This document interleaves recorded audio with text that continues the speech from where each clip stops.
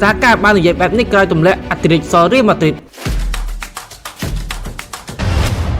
ឧបត្ថម្ភដោយ Michael 7 យ៉ាង Coreno រសជាតិដើមពីប្រទេសកូរ៉េឆ្ងាញ់ជាប់ចិត្តខ្សែប្រយុទ្ធសាររបស់កំភ្លើងធំអាសណលកីឡាករបូកាយ៉ូសាកាមានក្តីរំពឹងខ្ពស់លើក្រុមរបស់គេនឹងអាចឈ្នះជើងឯកពីរង្វាន់ Champions League រដូវកាល 2024-2025 ពីការពិតណាស់ក្រុមកំភ្លើងធំអាសណលបានកក់អីវៈពាក់កណ្ដាលផ្នែកប្រពពីរង្វាន់ UCL ហើយបន្ទាប់ពីយកឈ្នះក្រុមការពីតំណែងជើងឯកអាត្រិកសូរីម៉ាទ្រិកក្នុងការប្រកួតជើងទី2វគ្គ8ក្រុមចុងក្រោយនៅទឹកដីសាន់ឌីហ្គោបូលបូកាលពីយប់ថ្ងៃទី16ខែមេសាក្នុងលទ្ធផល2-1សរុបទាំងពីរជើង5 1ក្រោយបញ្ចប់ការប្រកួតព្រាមសាកាបានថ្លែងពីក្រុមរបស់ខ្លួនដូចនេះថាខ្ញុំជឿជាក់ថាពួកយើងអាចឈ្នះពីរង្វាន់ Champions League ខ្ញុំគិតថាពួកយើងអាចធ្វើបានសូមបញ្ជាក់ថាការប្រកួតពាក់ពាក់កណ្ដាលផ្នែកប្រវត្តិអាសនលនឹងត្រូវជួបជាមួយនឹង PSG ដោយការប្រកួតជើងទី1នឹងធ្វើឡើងនៅថ្ងៃទី30ខែមេសានិងការប្រកួតជើងទី2នឹងធ្វើឡើងនៅថ្ងៃទី8ខែឧសភាតើបងប្អូនយល់យ៉ាងណាដែរសូមខមមិននៅខាងក្រោមអរគុណសម្រាប់ការតាមដានទស្សនាជួបគ្នានៅវីដេអូក្រោយ